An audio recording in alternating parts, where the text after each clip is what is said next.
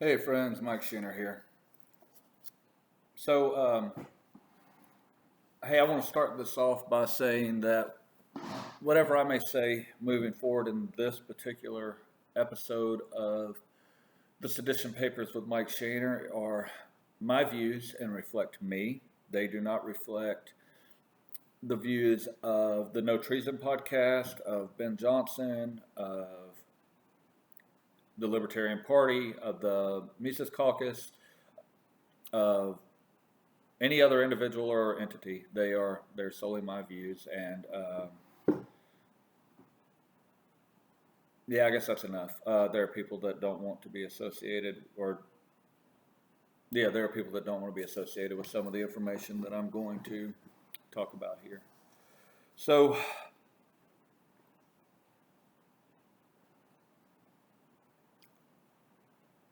I announced this morning that I'm leaving the Libertarian Party, and that should be a fairly easy decision for me. I'm an anarchist, but it wasn't. It was hard. I've developed relationships in there. There are people that I care about deeply, and I enjoy the debate. I enjoy the sparring. I enjoy the social aspects of it. I enjoy those things, and there is an energy within the party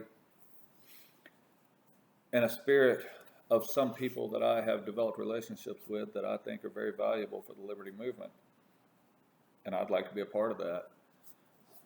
So, to be fair, I posted in one of the libertarian forums the other day, a few days ago, that within 2 weeks I would announce either that I was running for chair or that I was leaving the party, and I would announce that decision and stick with it within 2 weeks. And a lot of stuff has happened that accelerated that decision. So then I posted publicly that I would be leaving, and my mind was made up when I said that, so I had no idea that there was a chance that would change. I got a call from someone about an hour ago from a member of the executive committee that I don't communicate a lot with. We've had some interactions, a lot of stuff that the communications we've had in person have been very favorable. There is a lot of, I think, philosophy stuff that we disagree with, and there's some things where I think that she is maybe not as informed as someone could be about the caucus and about those sort of things that have sort of put us on the opposite sides of the aisle sometimes. And so having the conversation with her that I had was very surprising to me, and I'm not going to say her name because I don't think she would mind. In fact, I did tell her that I would tell people and they would flip. So I had a conversation with Portia Shepherd, and I'm saying her name because she actually remembered during the conversation I told her I was going to, and that I thought people would be really surprised that she was the one that talked me into staying. And she's like, yeah, that's fine, go ahead. And she kind of laughed, and we had a great conversation. And it really lifted my spirits because it was just two adults talking with no agenda and saying, hey, here's where our differences are, here's where our similarities are, but we both have a strong mind and a strong opinion of things, and the party needs people like us to save it from the people who don't have those things, the spineless and weak-minded. And I didn't expect that conversation. I just didn't, and I was very hopeful. So where I thought my mind was made up and I was solidly gone, unfortunately for the party and me, maybe not. There's a lot of people in the party, I think, who would just be tired of dealing with my strong mind and strong will, stubbornness, and so anyway, my mind isn't as made up as it was just a little while ago. But I think anyway, I still want to explain, because I had a lot of people And I appreciate that outreach too, man. That meant a lot, like a lot. I didn't expect so much. I didn't expect anybody to care. Who am I? Um, but I had a lot of people reach out to me and ask me not to leave. And I'm a human being. That kind of thing, it warms your heart a little. There were people that I don't talk to very often that I didn't even know. That if anything, it validates why I do this, why I write, why I make these videos, why I have the thing we've been.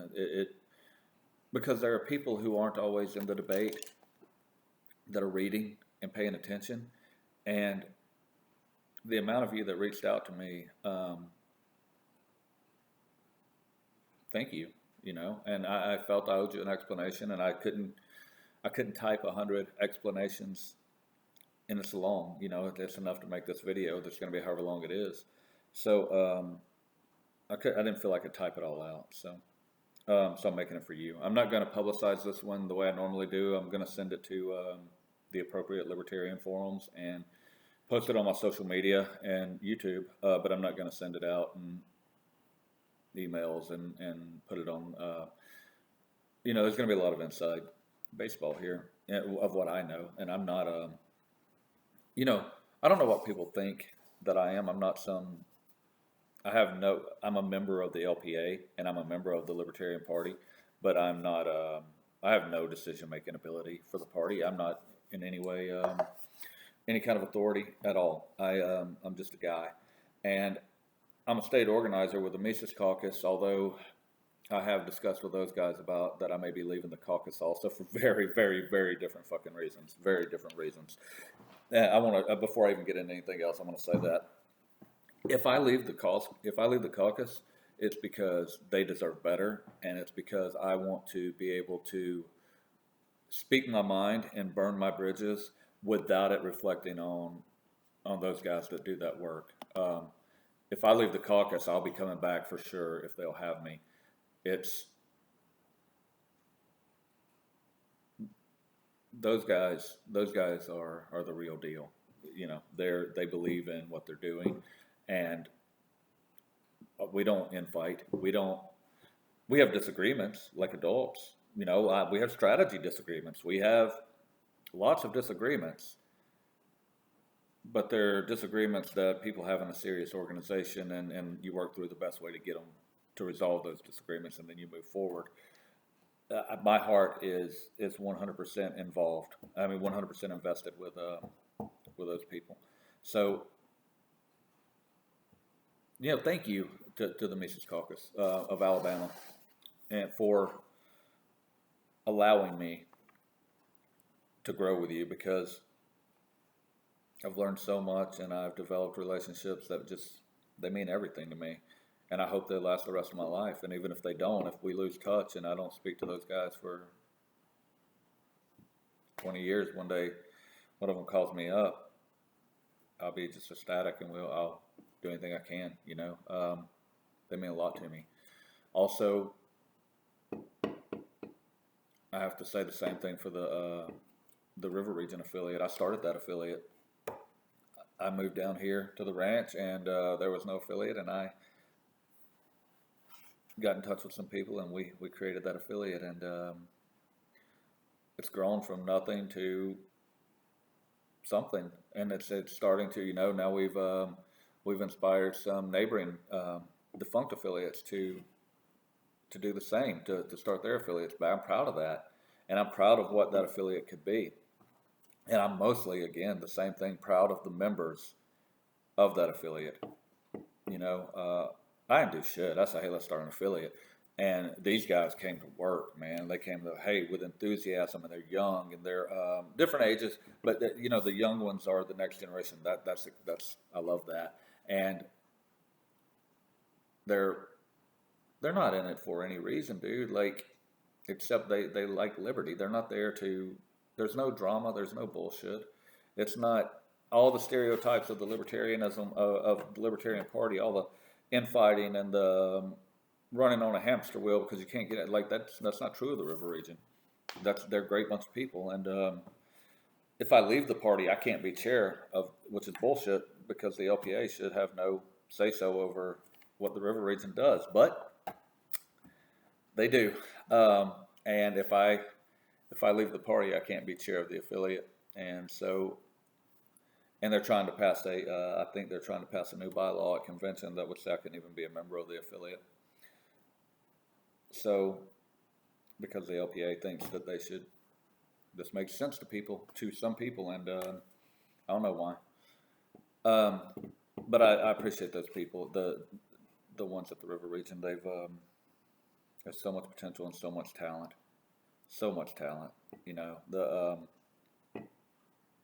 The area I live in is served well, and I'm, you know, if any of you guys are watching this, thank you. You mean the world to me. And the same thing I said about the caucus guys. Hope we don't lose touch. I hope you'll welcome me, even if I'm not a member of the party. I hope you'll welcome me all the time to attend meetings, and I'll donate and I'll do anything I can to advance the liberty movement, because that's what it's always been about for me. It's always been about liberty. It's always been about liberty, and not about a party, and it's been about the movement. So anyway, I'm making this to say why I left, or why I'm leaving, if I leave. But I think for people to really understand, I think maybe I should explain why I joined and where I came from. I've probably been affiliated with the Libertarian Party longer than anybody watching this, and longer than anybody currently in the Libertarian Party. I first joined, the Libertarian Party of Alabama. They're definitely longer continuous, but I'm talking about just overall affiliation. And it doesn't matter longer. I'm just a very long time. I started in roughly 2001. I lived in Birmingham at the time, and the office used to be up on Highland. Was the first time I joined the Libertarian Party, and I didn't even really know what was what back then, man. I had spent my teenage years as a Democrat because my family wasn't very political, but if they had an affiliation, it would have been Republican, and just being a rebellious by nature and thinking, okay, well, the Democrat Party they believe in civil liberties, so I'm a Democrat. And then I realized, the Democrat Party they didn't really believe in civil liberties. And so, they believe the government should allow people to do some things that their base agreed with and wanted to do, but they didn't believe in the true integrity of civil liberties, that people should be allowed to do things not because the government allows them to do it, but because they own themselves. And I realized that because of at the time, the Democrat Party was a lot better than it is today. It was a lot better on those things, but back then it sure was bad, I thought. And I realized that when things like taxation, things like stealing from people to fund other things like when speech issues started becoming contentious, I realized pretty quickly that the Democrat Party was all for the liberty of you doing what they wanted you to do. Like that was it. And so I became a Republican because, that made sense to me. They were for limited government, they said, and so that truly was more civil libertarian than whatever the different things that the Democrat Party said they believed in. And so I was like, okay, cool. This is what I am. I'm a Republican. I was always searching for that way to shrink government. And then I stumbled upon the Libertarian Party, and I was like, okay, well, cool, this is what I'll be. And then I started hanging out with the Libertarians in Birmingham. And there were some good people there at the time. I still didn't know anything. I was young, and, thought politics was the way, and I was going to be a Libertarian. And then, you go back and forth. I spent the next few years as a on-the-shelf Libertarian. I was there and I wasn't. I was there and I wasn't. I was young. I was getting laid. I was getting drunk. I was doing drugs. I was living the life, and so I thought I was. And so Yeah, I didn't think much of it. And I moved to LA, and in 2008, Ron Paul ran for president. Interesting thing about this, because in 2001, I hated Ron Paul. After the Twin Towers were bombed, after 9/11, Ron Paul came on the television, on the news, and talked about blowback and just did Ron Paul things. And I thought that he was a lunatic. I thought the young man that I was at the time knew so much better about the world than Ron Paul. And anyway, fast forward. I'd already told you, so fast forward, and Ron Paul ran for president, and actually, I'm going to backtrack a little bit. No, that's a good place to start. Ron Paul ran for president in 2008, and I thought, okay, I was becoming disenfranchised with the Republican Party because there was a lot of who was going to run for president in '08, and then like a lot of the talking heads that had been preaching limited government, limited government, limited government, all of a sudden they were for whatever establishment candidate was there. And then I started having my eyes open. I found Ron Paul. Started reading some books. I stumbled onto some other things. I found out how important economics was. I finally I was like, fuck, I'm home, man. This is like, this is what I've always believed, but I didn't know how to articulate it, or even that it was a thing to be articulated, and that other people, I just thought that I was an outcast, and I just thought there was nobody else that, I didn't know that other people could think the way I thought about these things, and so I always just tried to find the closest thing to that. And I've never been much of a joiner, so I joined the Libertarian Party by left. I never joined the Republican or the Democrat Party. That was never my thing. The only party I've ever belonged to in my life is the Libertarian Party.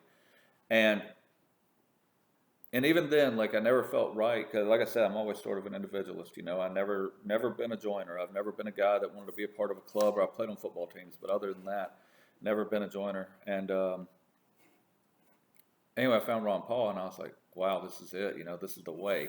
And then I realized he ran for the Libertarian ticket for president in '88, and I found out why. I always thought Ronald Reagan, just like a lot of people from here, was the greatest president and the greatest thing that would ever. And I realized that it was actually Reagan that prompted Ron Paul to run for president, and because of continuing the wars and the expanding budget and the Fed, and so those things. I sort of felt, I was like, man, I got a passion now, and I spent the next 4 years just bombing away, buddy. And I worked my ass off. I really worked my ass off. And in 2012, after the election happened, I was still, I wasn't discouraged. I never expected to win that election. I was so proud of that campaign and the revolution and the people. And there was this whole movement, man. There was this whole movement set up. And it was just waiting for somebody to come along, because Ron Paul was getting old, and it was waiting for somebody to come along and take it. Like, Ron Paul should have been Moses, and then Rand Paul really should have walked him into the promised land. And he didn't. Rand Paul came in and kind of sold him out in a lot of ways. He endorsed Mitt Romney while his dad was still in the race. And he became a lot of the things that he wasn't his dad, and I always thought that was marketing, but he really wasn't his dad. And I still don't know to this day if that was a strategic mistake or if it's truly who he is. If his plan was to come in and try to be more establishment and to get to the top of the rung so that you could blow up the movement or not. But whatever it was, if it was strategic or if it was honest, it was wasted. I mean, there was this whole movement sitting there of young, energetic, passionate people that had built this whole infrastructure, that had raised more money online in one night than any politician. There was just so much, and it was all there, ready to just take the next step. And he came in and he dropped the ball. And Obama, Obama took, really being young and different and being black, being change, hope and change. Obama came in and took a lot of that, co-opted a lot of that movement, some of it. And then it really just kind of, they dispersed. They did different things. Some of them went off to be conspiracy theorists. Some of them went off to do other things. But they were there just sort of wandering through the desert, And then Trump came along. And Trump started saying things that people couldn't say. And these people felt they had a voice. And Trump started talking about ending the wars. Does that sound familiar? And he did exactly what Rand Paul should have done and he did it. What Rand Paul should have done 4 years earlier. Rand Paul should have stepped up and been like, I'm the anti-establishment. I'm young. We're going. But anyway, Trump did it. And a lot of misguidedly. This is no endorsement of Donald Trump. It's about messaging, and I swear I'm gonna tie all this in. If you're still with me, I know you're like, I thought you guys were just gonna tell me why you're leaving the Libertarian Party, but I feel it's important. If you feel it's a waste of time, just turn it off. I apologize. I don't want to waste anybody's time, but it's an emotional subject, so I want to get to it the way I get to it. So anyway, but I also don't want anything misconstrued. Like it's like I'm like, oh, I love Donald Trump. I don't want to hate that. Try not to hate anybody, but I dislike Donald Trump as much as I dislike any politician. And but he was there was a group of people wondering, and his message resonated, and it wasn't hard to see that. And I was out, man. By this time, after the Rand Paul thing, and I felt, so disheartened and beat, and I feel that way today. I haven't felt that way in a long time. I felt that way then, and I feel that way today. That I just, after Rand Paul endorsed Mitt Romney, I sort of just, like all those others that were wandering through the desert, that analogy, I was tired, and I didn't want to do it anymore.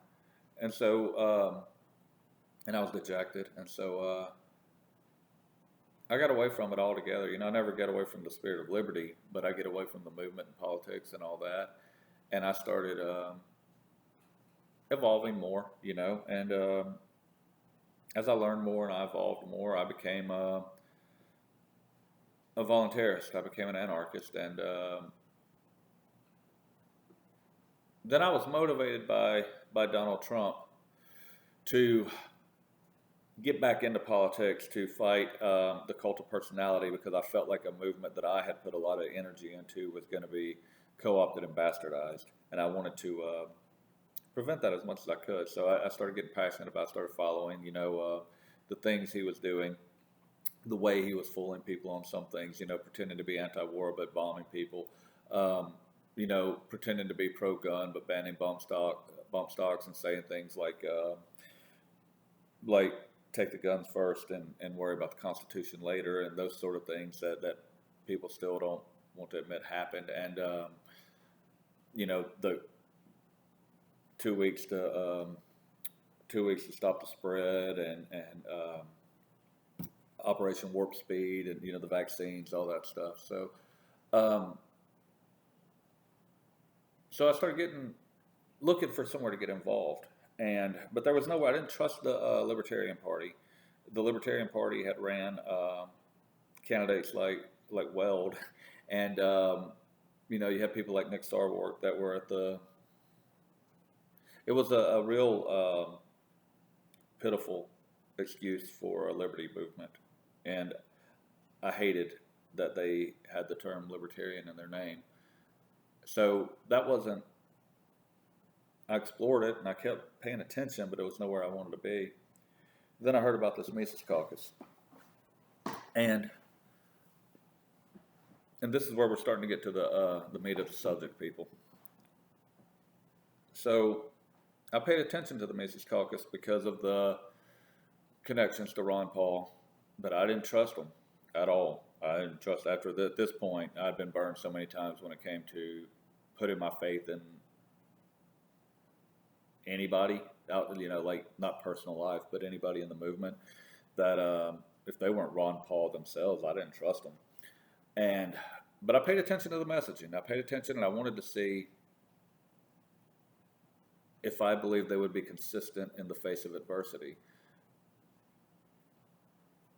And when COVID happened and the lockdowns happened, and a lot of the regime libertarians were disgraceful and disgusting and defending lockdowns and backdoor defending mandates and defending removal of people's free speech. Yeah, I mean, I'm not an idiot. I know how the Constitution works. I understand that. I don't need anybody to fucking comment to me that that Facebook isn't the government, even though it turns out the government they were an arm of the government. I understand that you can't come in my house and tell me to eat dog shit with no consequence. This is private property. I'm not held to the same chains as the government. I understand that. That doesn't mean you can know what should be or what can be and what is allowed and defend what's right also. So the caucus did that, the caucus stood every step of the way. And so then the familiar slings and arrows started coming in. Then it became, okay, this group has gained so much traction, and people started accusing them of everybody that I don't like is racist. And I'm going to tell you, there are some people that I'm friends with in this party that I like, that I think are so overly sensitive to issues like that it cripples them. There's some that are still there. This is my view of right, and I'm speaking to these people directly because if I do stay in the party, when these conversations happen, I want to be able to come back to this exact moment and point to this. This is my position on the topic. I don't believe that skin color should play a factor in any decision making of any one side or the other side any more than eye color or hair color or some other superficial trait and appearance. And so, and I think that the people who harp on it, who are like, you can't say that because that might offend this group. When you think that you have the right to protect this group from being offended, you're the racist. White saviorism is the biggest form of racism. To tell me, well, you can't judge what this is because you're white, that's bullshit.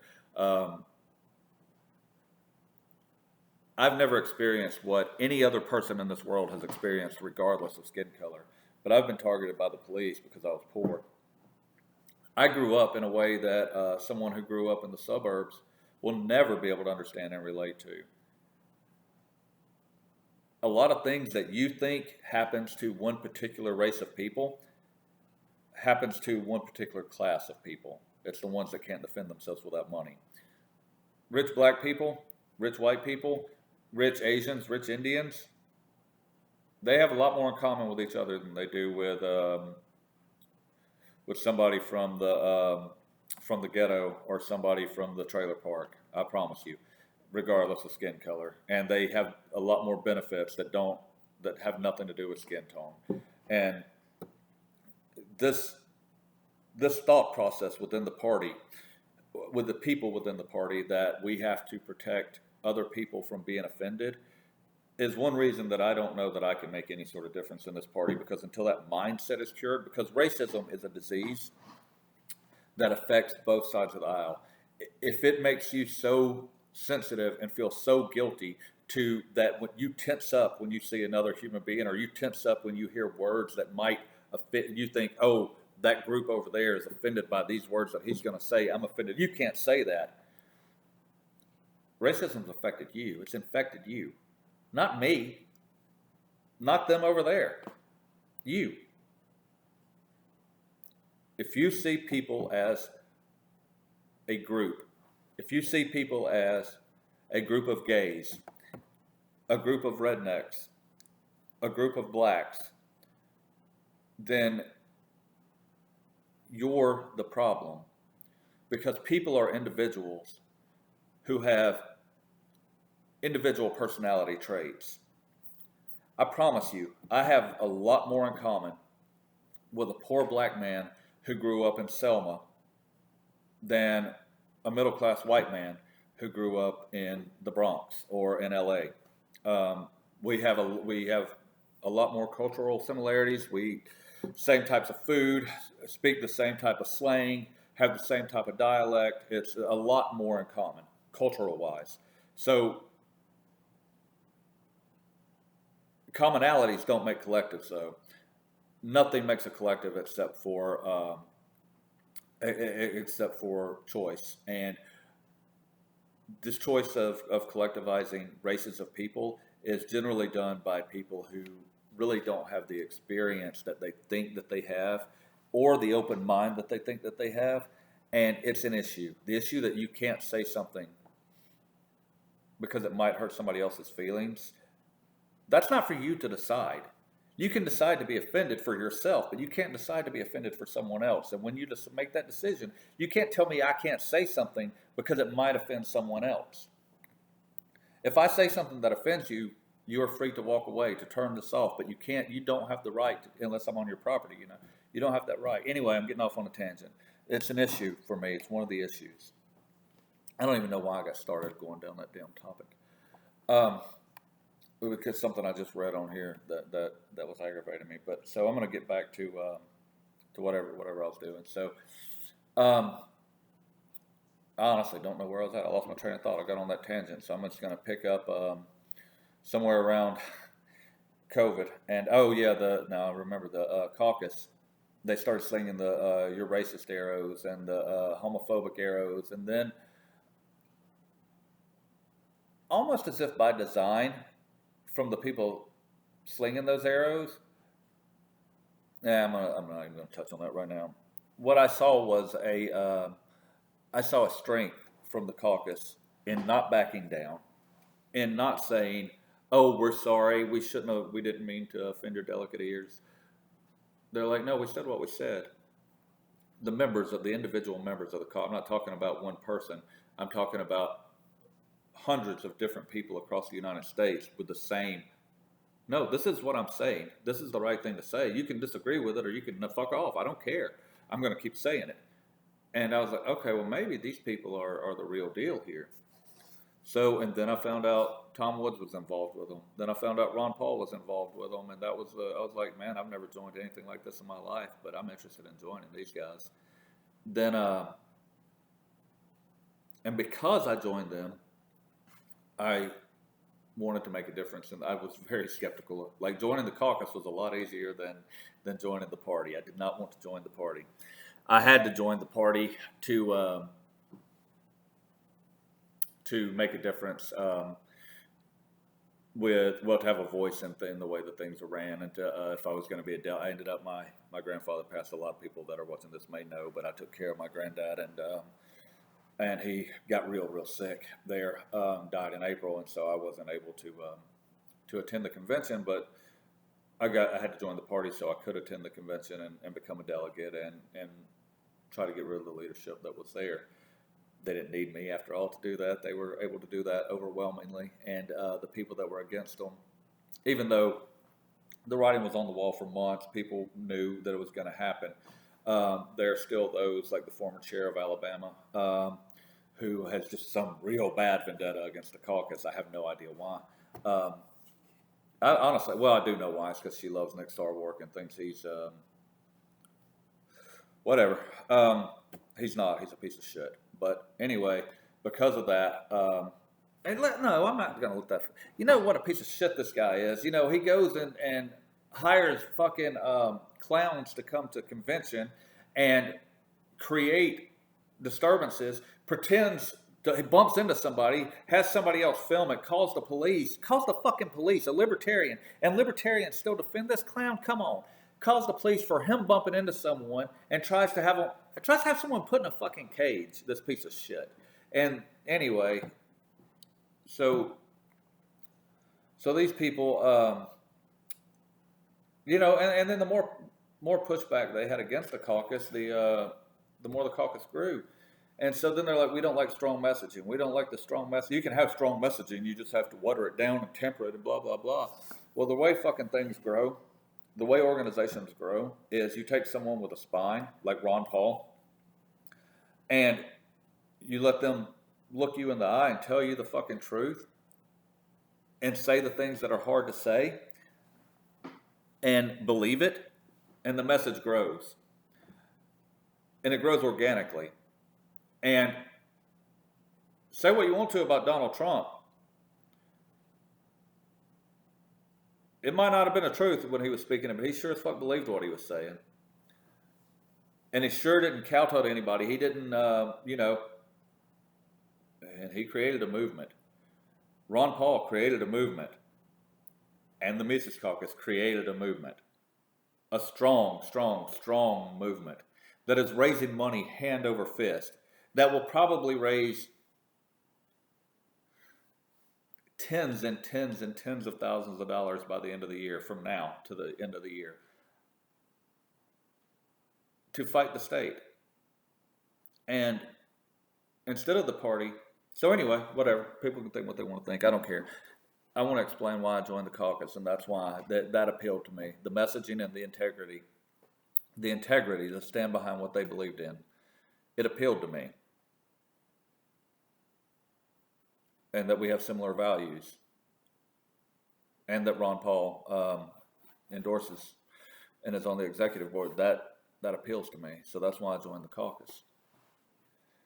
So I don't agree with the caucus on everything. A lot of things I don't agree with the caucus on. I don't think I'm not going to vote for anybody. But if I had the choice between Dave Smith and Spike Cohen for president, I'd vote for Spike Cohen all day long, every day. Not Justin Amash, but Spike I would. I think Spike is consistent. I think he is. Dave is more of a Republican to me than a Libertarian. I'll say that. That's not. Dave has a lot of views, and he's the kind of Republican that I would like.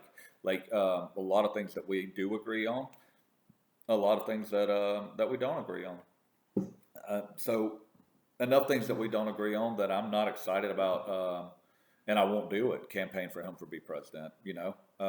People like to say that caucus is hivethink, but we're so far from hivethink. We're a group of individuals that have the same philosophy and so being on point and organizing and saying and spreading the right message is, what an organization should do.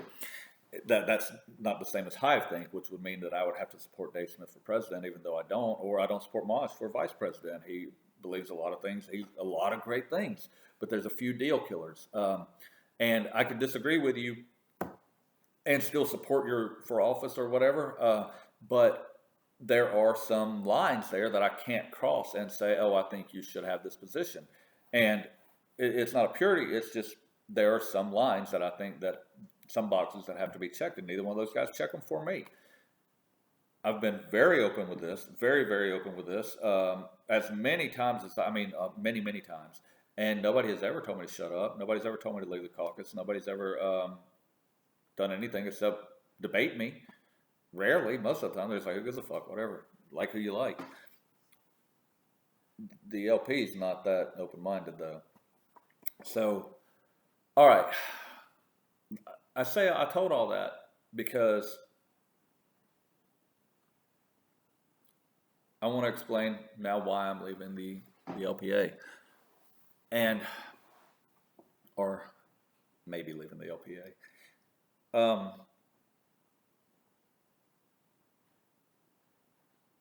So I'm an anarchist, right? And I don't believe in government. I don't believe that government can be good, and I don't believe that government can help. I don't believe that government can stay limited.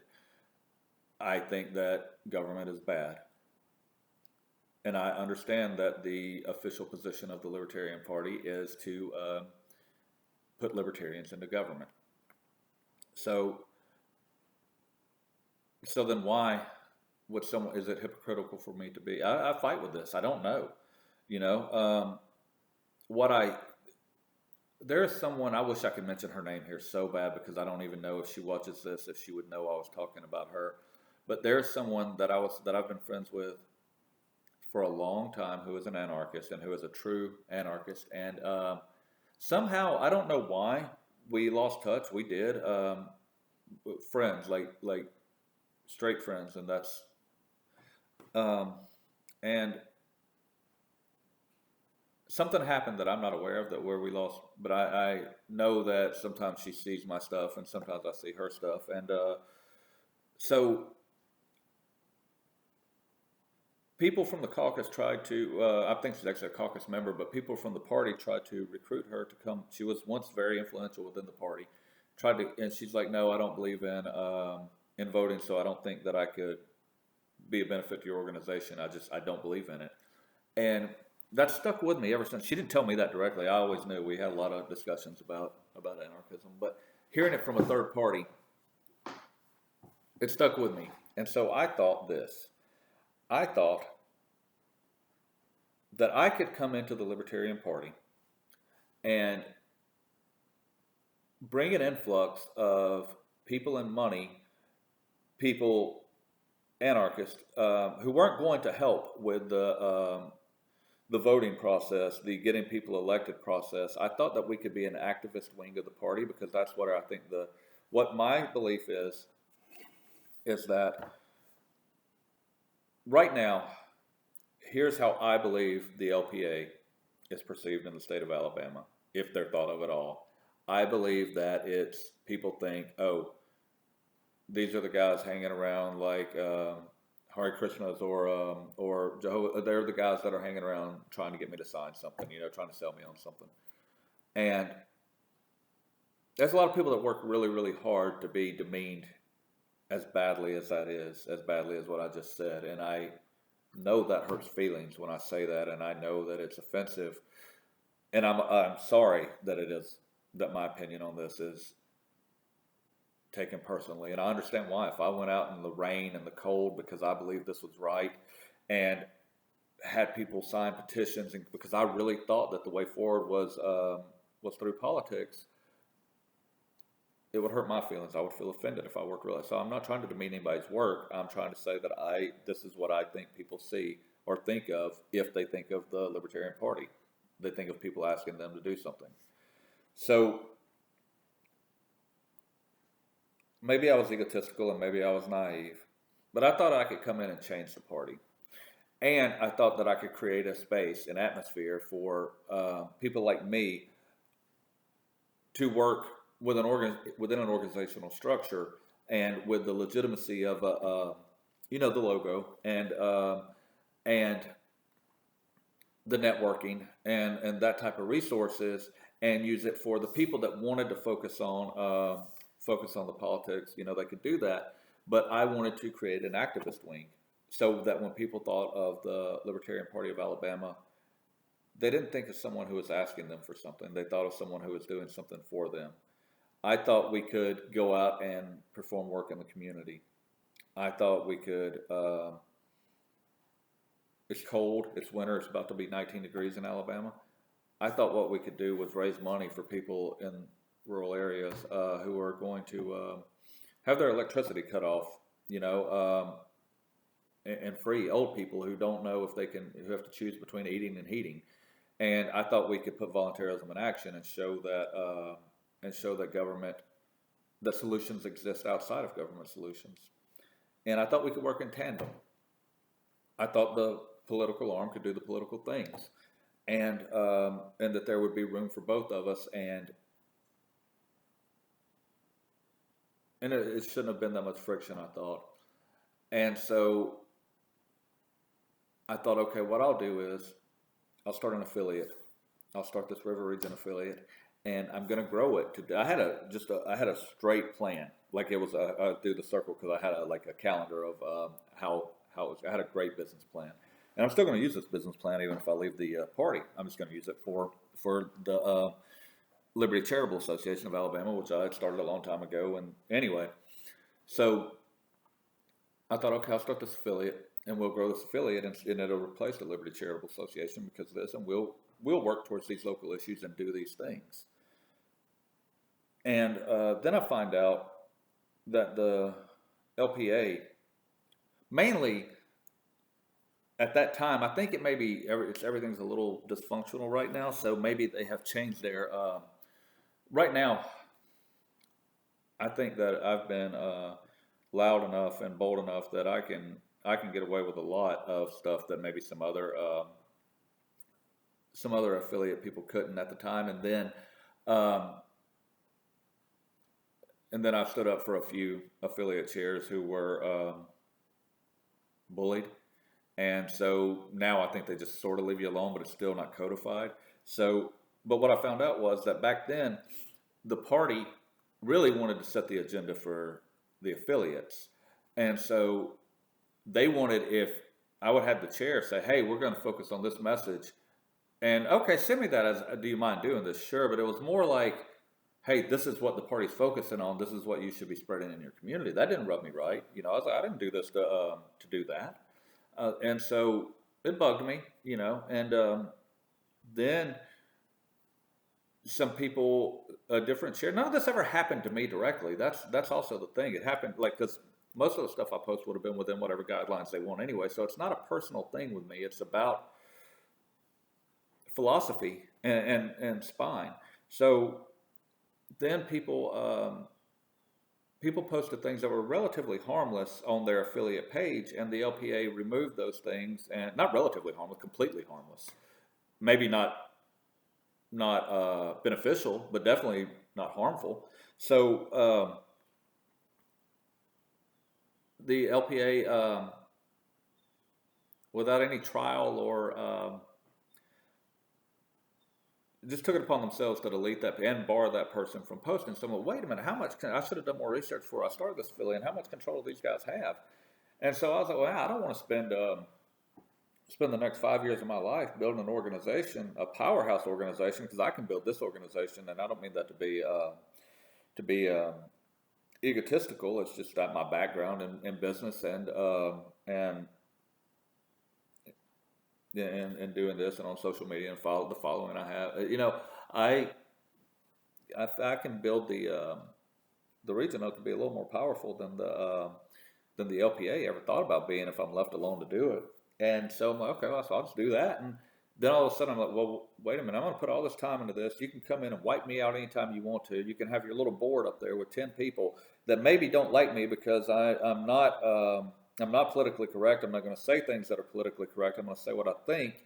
And it's not going to be, I'm not popular. I'm not here to be, I love the people that I'm friends with, but that's not my business. I'm not here to do that.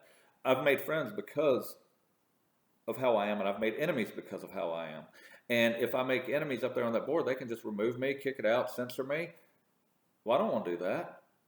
So then I've just sort of proceeded with caution to see what could happen. I made an effort to change within the party that structure, and I've made an effort so that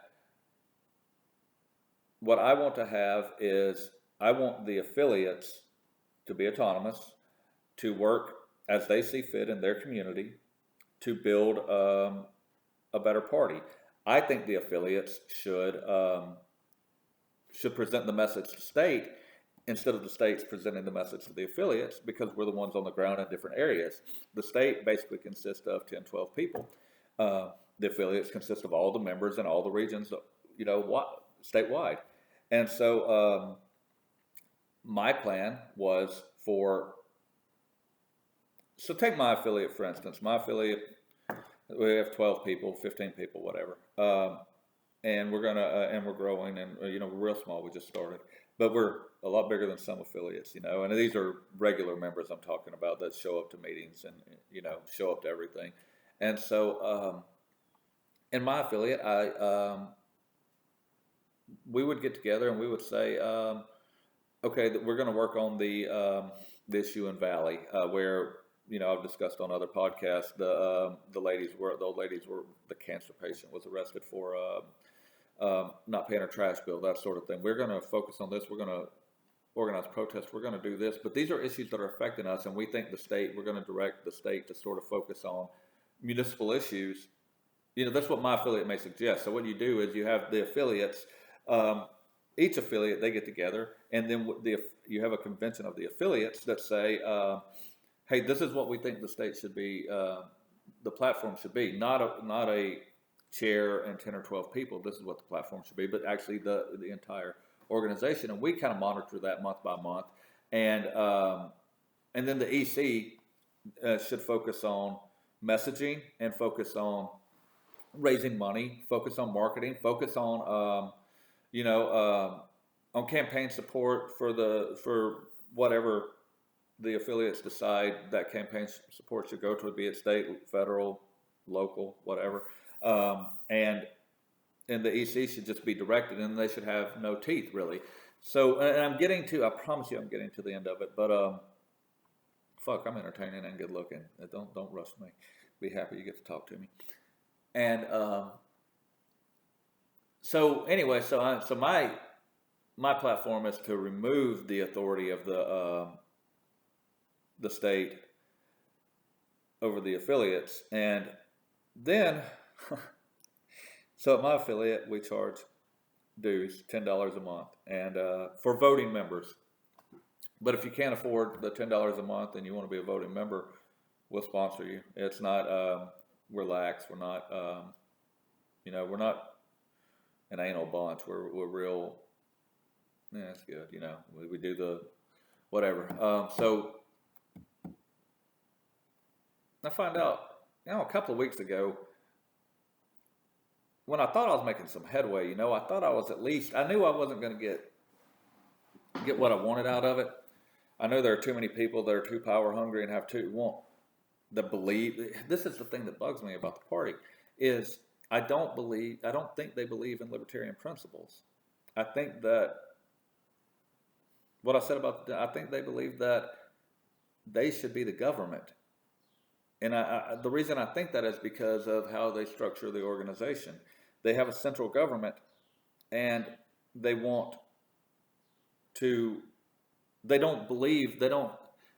think that the localized governments should be able to make decisions for themselves, because they're afraid, what if they make the wrong decision? Because they think that the state can make the better decision.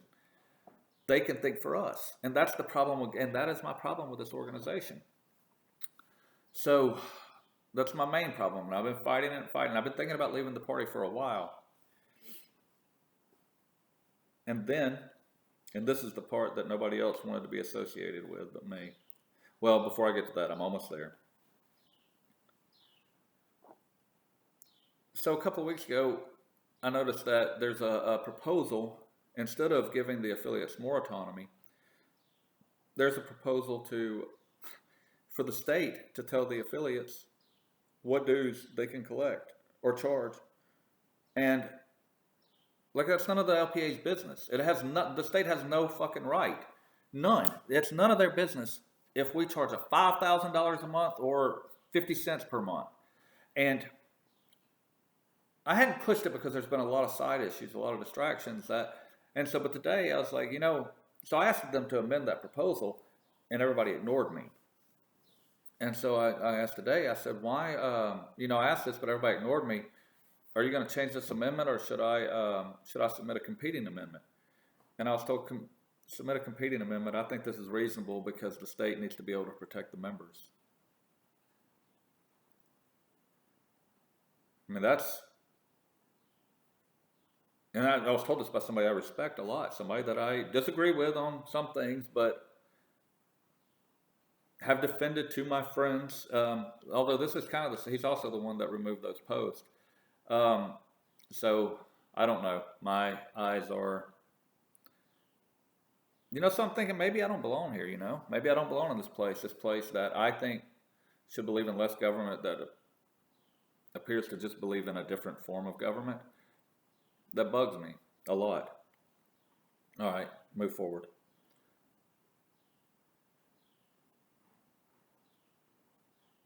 And I'm going to say what I know and what I think I know, but I'm not giving any facts here because I'm not privy to inside information on this. I only know what I know. But so there's a controversy where the secretary has accused the chair of, I don't even know what she's calling it anymore. I don't know. It was, but I'm gonna say misconduct or inappropriate behavior because that's all I know of it to be. I've seen words like sexual misconduct or sexual harassment, but I haven't seen words like sexual assault. So I don't want it to think, but I've heard other people say different things. So this is, I don't know what the meat of the accusations are, but they are, at least on the scale of within the Libertarian Party, serious accusations. And this is what I think should happen when something like this happens. This is my opinion on what should happen. The executive committee should be able to conduct an investigation. And when one person brings charges against another person up there, to remove any officer anyway, this is what I think should happen. The executive committee should be able to conduct an investigation. They should then be able to make recommendations to either one of two things: a council of the affiliates or the representative or the region in which that person represents. So the way the committee is structured, I'm not going to spend a lot of time on this because I'm really only talking to people in the party. So I'm not going to, if you don't know, then you don't know. But so a region rep represents a region. Region 1 represents Region 1 and a geographical location. And the only people that can vote in that region rep are the people in Region 1.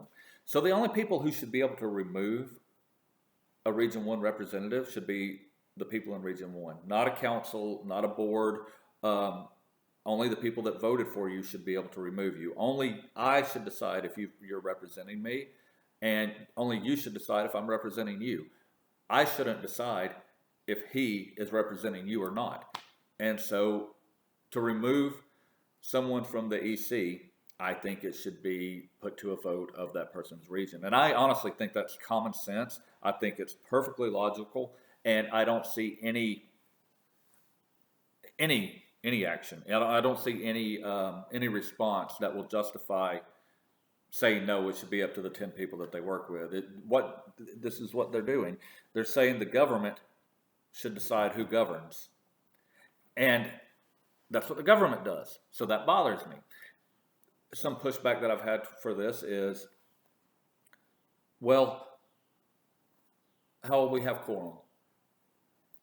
My answer to this is, you reach out via email, text, whatever means you have, phone call, whatever means you have to the people in that region, and you give them adequate notice that, hey, there's been an investigation about your region rep. We will be holding a vote to remove him in 2 weeks. Until that time, he can be suspended. That can't be any more than 2 weeks, though. But until that time, he can be suspended. And anybody that shows up within 2 weeks, anybody that shows up to that meeting in 2 weeks that is a member of that region should be able to vote. If it's 1 or 5, it doesn't really matter as long as you've tried to give everybody notice. Anybody that cares enough to vote should be allowed to vote. And if they vote to remove that person, they do. If they vote not to, they don't. And that should be the answer. The other problem I've heard is, well, how do you organize? Oh, it's not hard. It's not hard to send out invites and then host it, and then who's there. You've got the roles. You just call it off. You let the people that are there that are going to be voting say, hey, my name's Mike Shaner. They say, okay, Mike Shaner, you're on the roll. You're in Region 1. You're a Region 1 dues paying member. Okay, that's it. Is it going to be perfect? No, but nothing is. Is it going to be good enough? Yeah. Is it going to be better than 10 people who this person doesn't represent? Yeah. So that's how I think those things should be handled. The chair, the secretary, the treasurer, they don't represent a region. They represent the entire membership. So getting the entire membership together may be an issue. I don't really think it's, but I've been told it's too big of an issue to handle. Again, I think you give everybody adequate notice and they show up and they do it. But say for, because that's a big thing. Well, everybody, you get the affiliates together, and the affiliates, by their own bylaws, can decide how they vote. They can have, you know, every member of the affiliate vote, whatever that should be up to the affiliate. But they get one vote. And so, like for the River Region affiliate, we would get together and we would say, hey, they want to remove the chair. How do we see? We would vote 7-5 to remove. That would mean the chair would then come and say, hey, one vote to remove. So let's say you have 12 affiliates. You have 12 votes. And then you have, for the people who are in the party but aren't affiliated, you let the EC act as one affiliate. And so they get a vote. And then after hearing the evidence, the trial and everything, they decide to remove the chair or not remove the chair. Now, maybe that's not the best way. I think it's the best way. I don't see any. I mean, to me, it's perfect. To me, it is not perfect. Nothing is. To me, it is very close to perfect. Whatever. They don't want to do it that way. I don't know why. Again, I do know why, because, again, they think that they know better than the people they're supposed to represent how to, you know. What happens is you get 10 people up there, 7 of them don't like this guy, so they're like, fuck it, I can't work with him, he's out. They vote him out. It should be very, very, very, very hard to remove someone from an elected position. Very hard. The argument that it's too hard to organize and do these things doesn't fly with me, but it does fly with them. And that's an issue with me. So, you know, I'm like, these are things that can be worked around, you know. Not the affiliate, not telling me what dues I can collect and you can remove me and all that. That's not something I can really work around. That's something that I'll just have to work outside the party on, even if I do decide to stay in the party. Although if I do stay in the party, I don't know, what would I be doing? I mean, what am I here for? Because if the party doesn't want to be an activist organization, and if the party only exists, as they say, this is what they tell me, the primary function of a political party is to get people elected. I don't believe that. I think if that's the case, you should join the Republicans or Democrats, because they're going to get people elected. And everything you do is a failure. If that's your only purpose, it's not okay. I think the primary purpose of anything with the word libertarian in it, but the Libertarian Party, should be to advance liberty. And there's a multi-pronged approach to that is derived from education, nullification issues, activism, human action, and, as much as I hate to admit it, getting some people elected. Because politics does exist, governments do exist, and there is a place for a political party to try to get people elected. It's just not the only place, and it shouldn't come in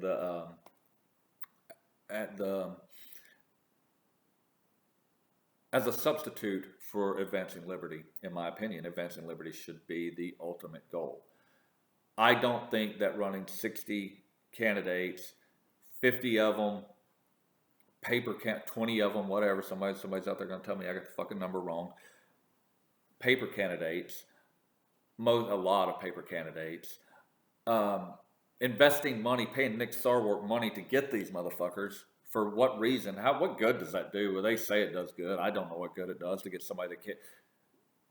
Anyway, my argument is that if we raised $300,000 last year, the last few years, if we spent $300,000 on this last election, imagine if we had spent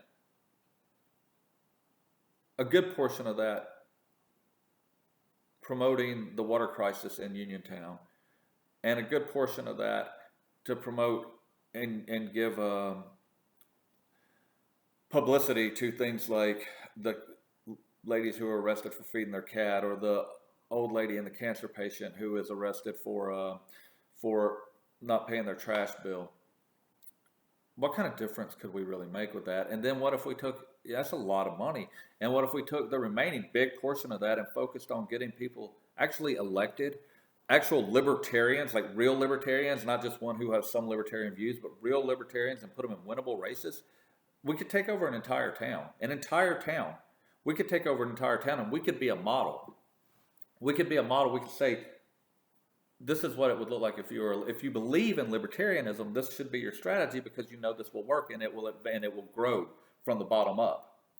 And you will say, people will be like, oh, I want to live in that town because that town is prosperous, and that town leaves me alone, and that town is clean. If you believe in libertarianism, the only reason not to do that is if you don't believe in libertarianism, or if you're not in it for liberty. But and there's a lot of people who disagree with me that are in good faith. There are a lot of people that do, but I think there are a lot of people that know I'm right and also don't care. So within the party, so that bugs me, So what if I'm staying in the party? What's my place? What do I do here? What do you even want me here for? So that I can keep telling you that I think you're fucked up? And a lot of them don't want me. A lot of them want me gone. I found that out today too. A lot want me to stay. A lot that I didn't think would want me to stay do, and then a lot that I thought didn't want me to stay don't. I found that out, and that's almost one reason to stay. Anyway, so we have those differences, and then the big issue is transparency for me.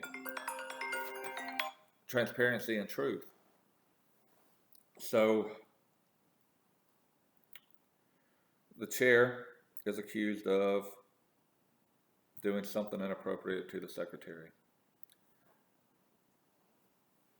What we know for sure, what I don't think anybody, I don't say we know for sure, but I don't think anybody's disputing the fact that, well, I'm not even going to say that. I'm going to take that back.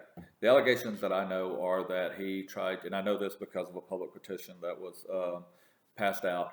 She is saying he tricked her into a date he told her to come to this business meeting, and when she got there, it was actually a date. And then later down the line, he tried to kiss her, and I believe he has admitted to asking her if she was interested. And so all of this came out through the grapevine, though. Like, none of it was just released in a public matter. And this is just, I don't know. So what happens now is you have this investigation that's going on, and a lot of this could have been made public a while back. Like, the details could have been made public a while back, but there was always an air of secrecy. And you get people, the National was brought in to do with an investigative committee, and they go into executive session so that they can talk about this shit in secret. And then they're like, oh, we're not gonna release the details of that executive session. We're just gonna let you know, yes, this person is blah blah blah. Then you go on, time passes, and you have another, executive committee, and the whole time you've got the secretary is like, you know what? I'm gonna just watch what's happening. What's real aggressive and bold. Watch what's gonna happen. I'm going to release the detail. The details are going to be released. Everybody's mind's going to be blown. You don't know what's happening. They go into this executive session where they show where they announce the report. They come out of the report. Somebody says, I motion to make those details public, and the secretary is bawling, please don't, please don't.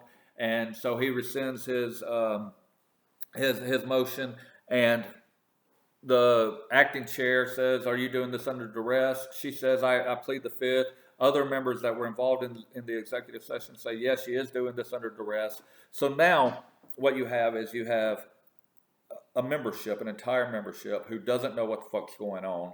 They're debating. Most people are on one side, then you've got maybe 20, 30% on the other side. And some things look black and white that I don't think are black and white. So everybody's getting a bad shake on this. And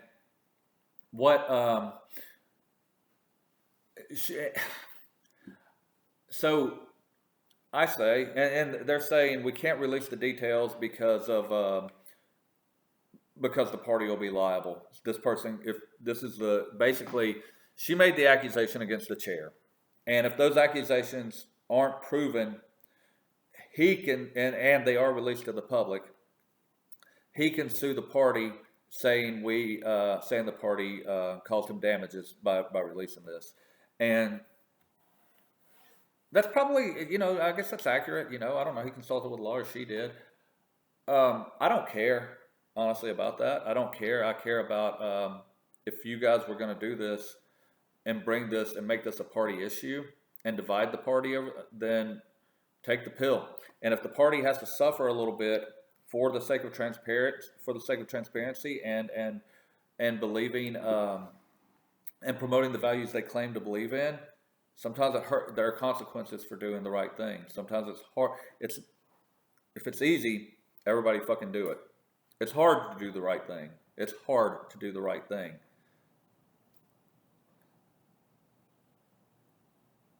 But it's the right thing. And if you're going to be a party of principle, you do the right fucking thing, even if it's going to cost you. Somebody said to me, well, what if so I believe the EC as it stands, again, the region reps represent the regions, the members of the region. So if the members of the region say, make this information public, and they have a vote on should you make this information public, the region reps should have to vote with what the membership says. And if there is a treasurer or secretary or chair, they represent the entire membership, they should have to vote what the entire membership says. And someone said, well, what if I'm going to be held personally liable for my vote? Again, it's hard to do the right thing, but when you took this job, you agreed to be the voice of these people. That's what you agreed to do. Your word has to mean something. I believe that a free man is a slave to his word. I don't believe that you can be free without being a slave to your word. And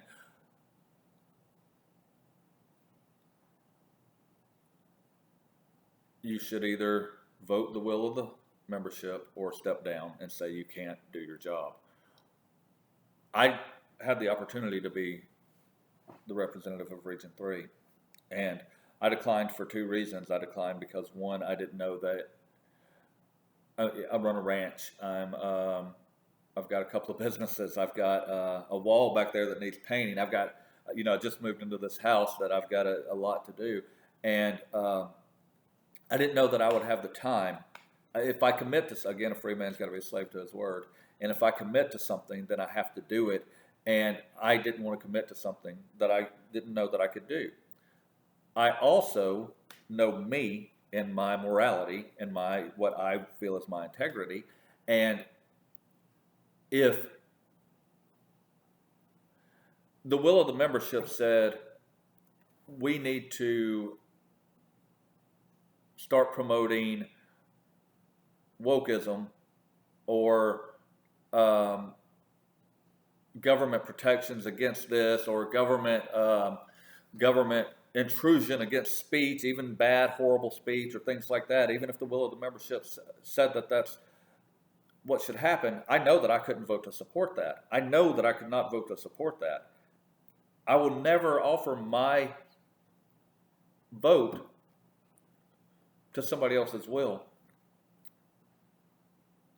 because I can't do it. And if I give my word, I have to do it.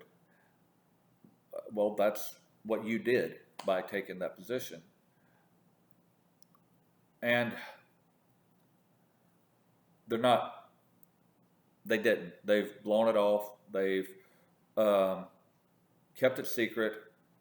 Some members who hold an office on a executive board of the LPA treat that like it's fucking a Senate intelligence, like they have some power, and I guess they do within this little structure, and they're privy to information that the membership is, even though it affects the membership, and now they're saying they're protecting the membership because, and that, you don't tell me you're hiding shit from me for my protection. Don't tell me, don't be the government, don't be the government. Don't come and tell me you're protecting me. Don't tell me you're passing some legislation to protect me. I don't agree with that.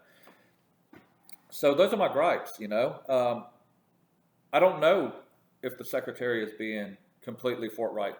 I don't know if she's being honest. I have my opinions that there is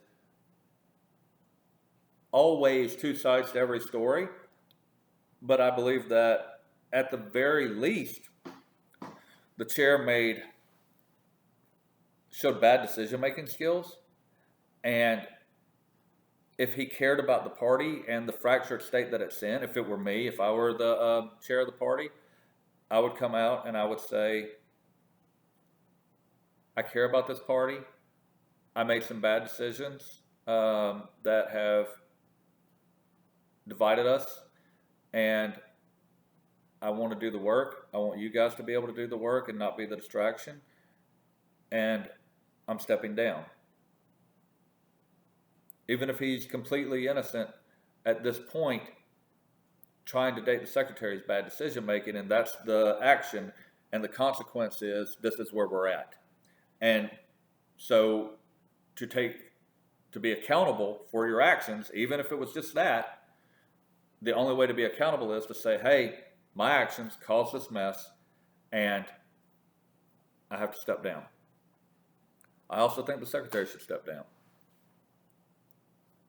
They're saying, and I feel for her, they're saying, and I've heard from 4 different people who are privy to the information, that in the investigative committee's report, the chair has submitted a report with security codes to her family's business. And that's fucked up. That's really, really, really fucked up. And the only reason I can see that that would be done was so the information wouldn't be released. And this is the problem with being secretive like they're doing, is it invites imaginative speculation. And the imagination is always going to be a lot more imaginative than the truth. So now you've got an entire base running rampant of, oh, this guy's doing this, or, oh, what a charlatan, and it can all be quelled. We can all know the truth, and then we can recover from it. But they won't have it. She can't do that. She's in a hard place. She can't do that because he made it very hard for her to do. Although, I think it's very easy to release all the information and simply black out Social Security numbers, security codes, individuals' names who aren't involved. That's not hard to do. To release the information with the non-pertinent, sensitive information redacted. Only that, only names and numbers, that's not hard to do, but everybody's still against that. And she says that she's against that, and she is going to vote against any motion to release the information because she doesn't want to be the reason that the party ends up in a lawsuit. That's fine, but you made an obligation to represent the membership. And the membership is torn apart, and they want to see the information released. So integrity is important to me. You have to do what you say you're going to do. And you have to be consistent about it. This is the problem. I think we have a lot of children in adult bodies that don't understand accountability and integrity and morality and liberty. I think we have a lot of people that understand those things. We have a lot of fucking people that are tough and they're strong and smart and humble, and they understand those things. We have a lot of people that think, well, common sense says I should do this, so I should do this. There's no, it's a wiggly, it's like a jellyfish. There's no spine, no compass that says, even though this is wrong or hard, I still have to go forward. I have to stay on this line. Even though I may not like the words that man is using, I have to defend his right to use it. Even though I may not like working with this person, I have to defend the right of the membership that elected him. I don't think we have a lot of that. And today, when I announced that I was done, I was defeated. I felt like I felt when Rand Paul betrayed the movement. I felt that I'm battling something and trying to change something that doesn't want to be changed. And I don't have the right to come in and tell, and it's ego and it's emotion, and it burns me up because I can't stand the idea of leaving this party to the Nick Sarwark wing of this party. I can't stand the idea of letting him win, of letting them win. I can't stand the idea of a group of people who get together in silence and try to overthrow this other group of people because they don't like something. I don't even know what they don't fucking like, but they don't like it. And there's a lot of this Game of Thrones dynasty. They're bad at it. They're not good.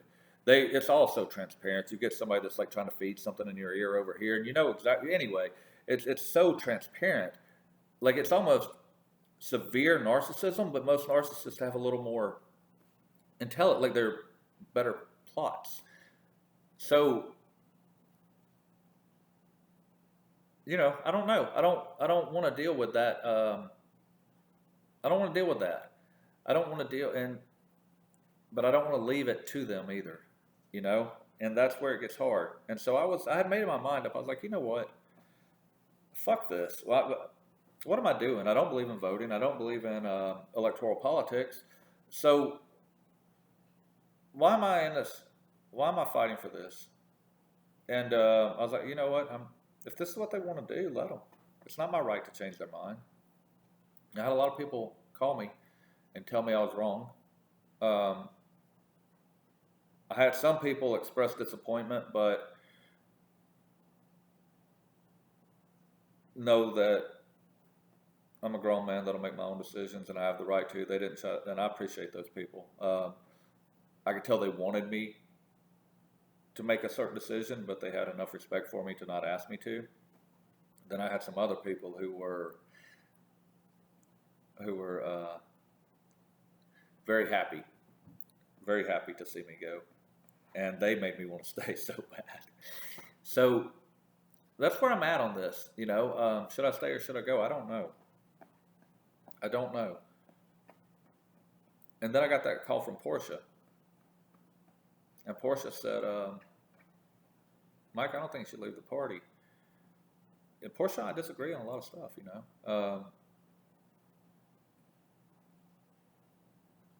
So I don't think she should leave the party. She said, if everybody that just stays in the party to agree and get along, what's going to change? She said, we have some disagreements on the structure of government, but I agree with you on the activism thing, and I agree with you on local politics being the most important, and we need people that are going to fight for that. And we are making waves. The Republicans and Democrats have got together to encourage straight line voting to hurt us.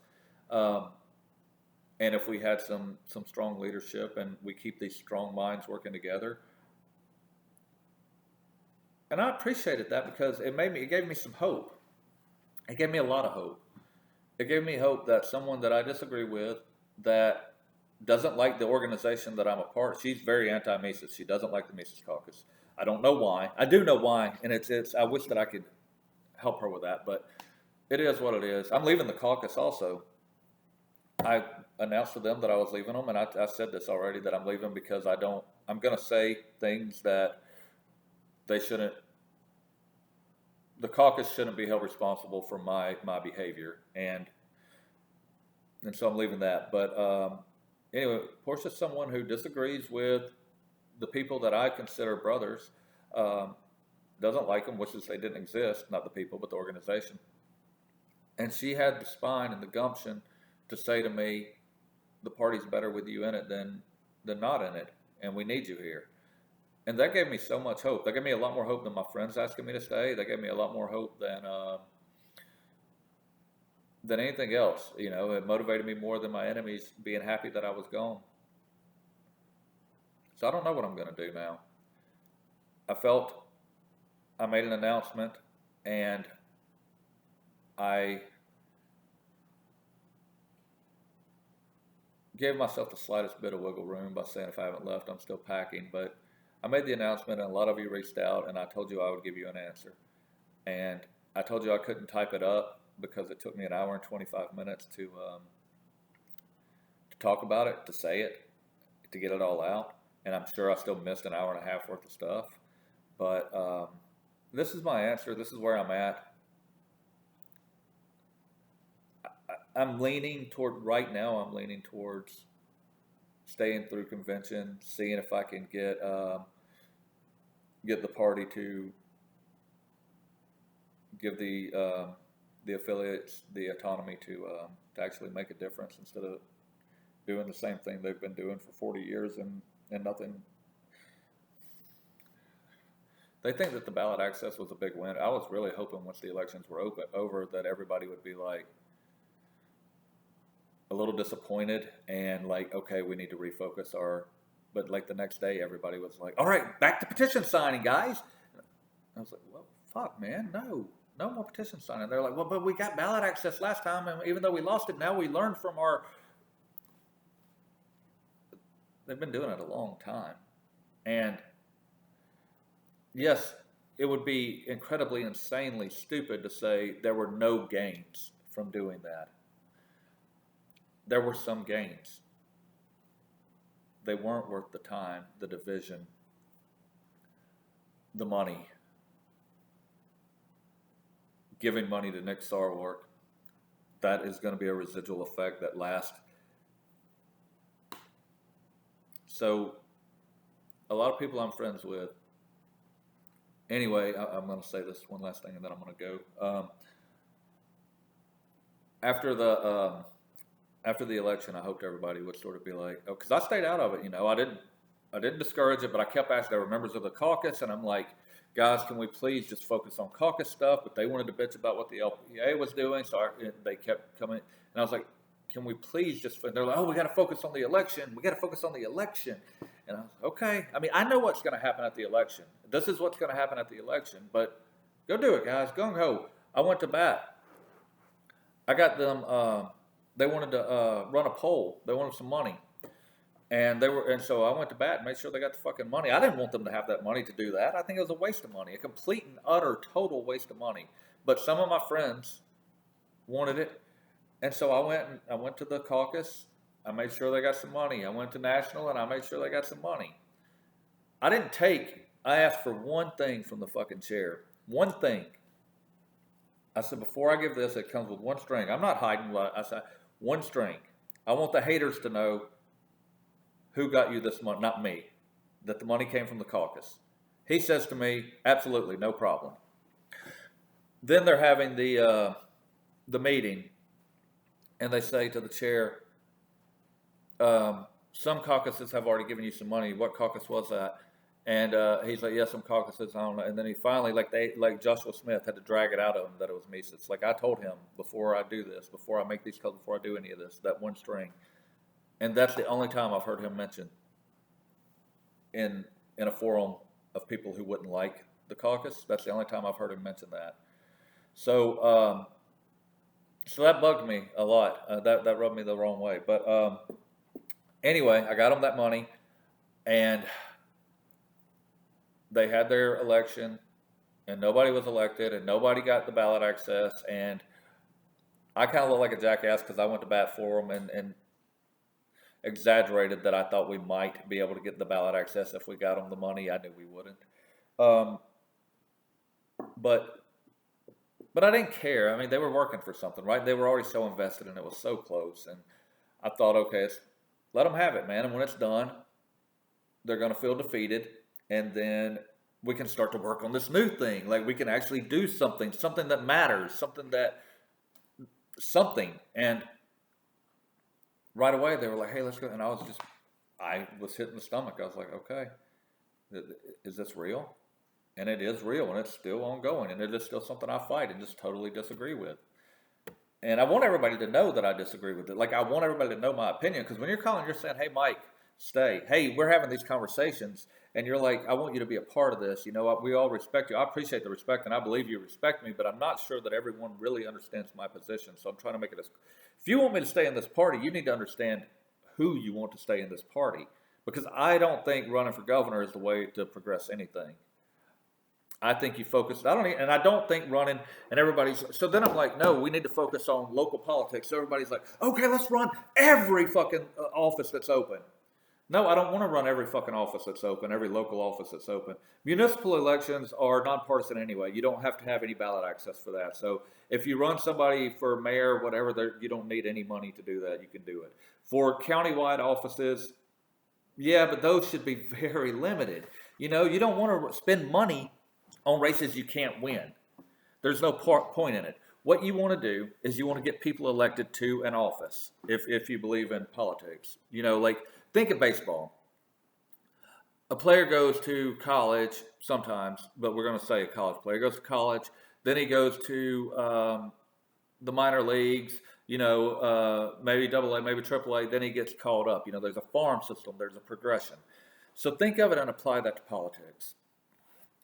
Right now, when somebody is elected to office in almost any state in the union, in almost any federal election, other than president, when somebody's elected into office, they stay in office for a very, very, very long time because people are used to voting for that person. They have been voting to that person ever since he was a mayor. They have been voting for that person. And now he's voted statewide for 20 years, so he's just there till he dies. Unless he's Roy Moore and does something like Roy Moore, who I understand wasn't, I understand it was different, but I'm just saying, unless you do something egregious.